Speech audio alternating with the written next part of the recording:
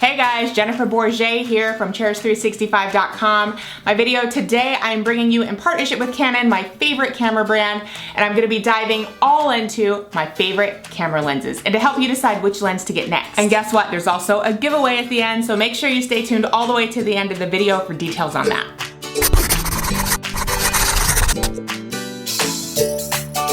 Now remember last time we talked about different modes on your camera. I'm gonna put like a video box around here somewhere with a link to that, helping you learn how to get out of auto mode. Now today I'm gonna talk to you about how to choose your next camera lens. But first, before we go on, I wanna tell you to make sure you hit that subscribe button.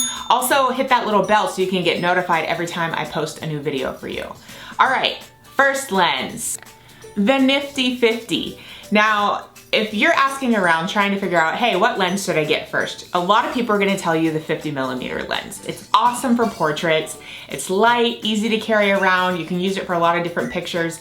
That was the next lens I got after I got my DSLR camera and my kit lens. The 50mm was my next pick, and I used it all the time. I love it. You can get great portraits of your kids. You can get that shallow depth of field, so you're focusing on their features, blurring out the background. I especially like to blur out my messy rooms in my house and things like that. You know, just focus on the kids. That's what you want to see. So it's a great all-around lens, not very expensive. There's other versions of the lens. I upgraded to the 1.4 a little bit later, so I can blur out the background a little bit more. I can let more light in, work in lower light situations. But the 50mm 1.8 is also awesome because it has STM, which makes it so it can focus in video mode really well.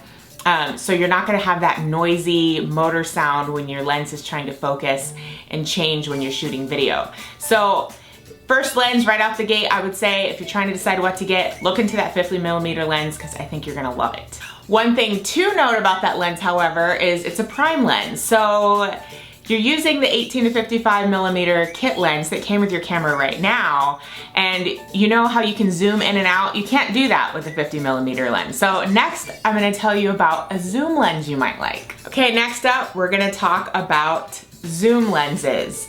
Now, like I said, with the 55mm lens, you're staying put, the lens is staying put. You're zooming with your feet. If you don't like to do that and you like to be able to stay in one spot and zoom in and out, you're probably gonna want a zoom lens, like a mid-range one.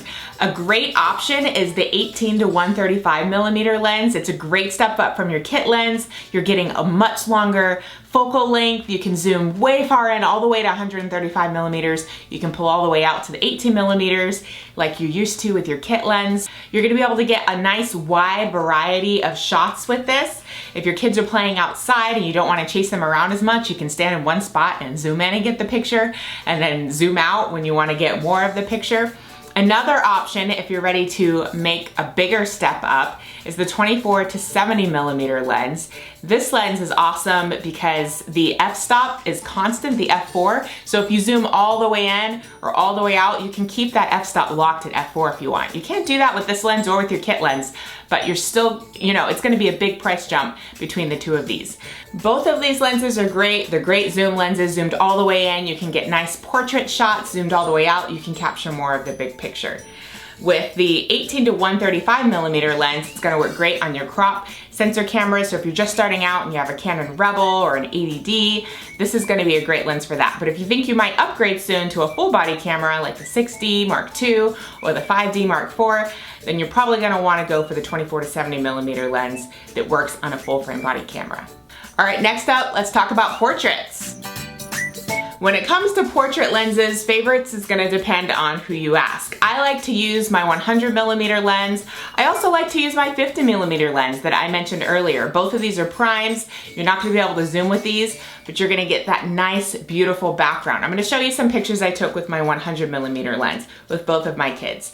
Every year we like to go out and take bluebonnet pictures. I like to pull out my 100mm lens, send them far out into the field, and still get nice portrait shots of them, nice blurred backgrounds, beautiful light, beautiful bokeh. But you know, that 50mm lens that I told you about earlier is also an awesome portrait lens. This is pretty much exclusively what I used for a couple years when my kids were babies.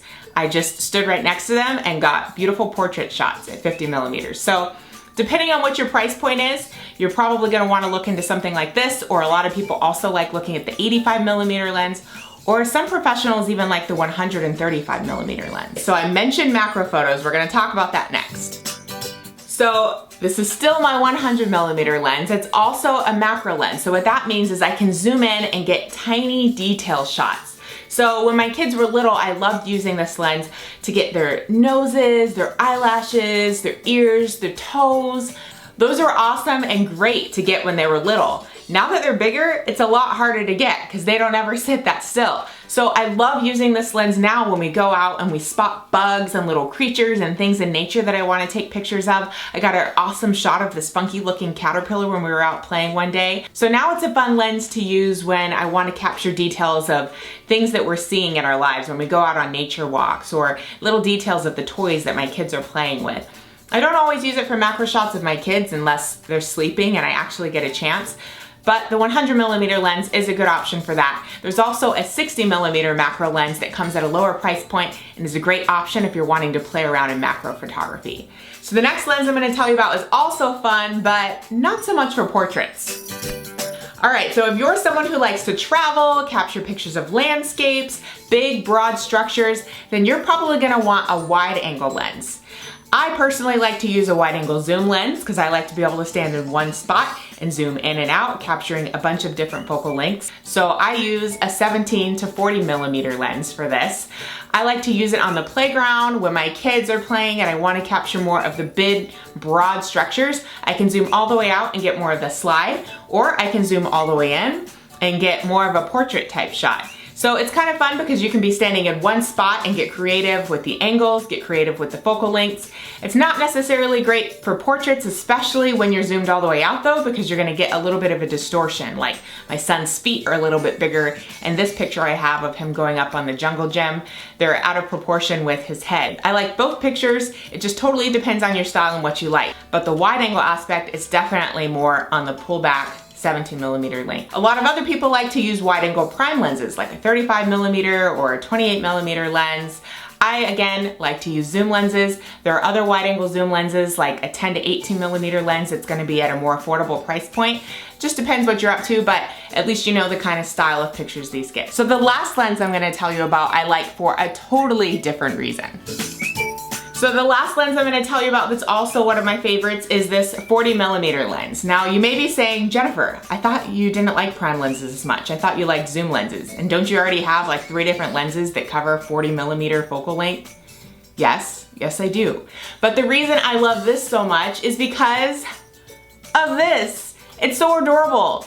It's nicknamed the pancake lens or a pancake lens. There's several different ones at different focal lengths. This is a 40mm, and I like it because it's adorable and affordable. I can slap this baby on my camera and then put my camera in my purse, and if I'm not sure if I'm gonna be taking a bunch of pictures, at least I know I have my camera with me so I don't miss a nice Canon moment. I use this a lot just because I have it on me all the time.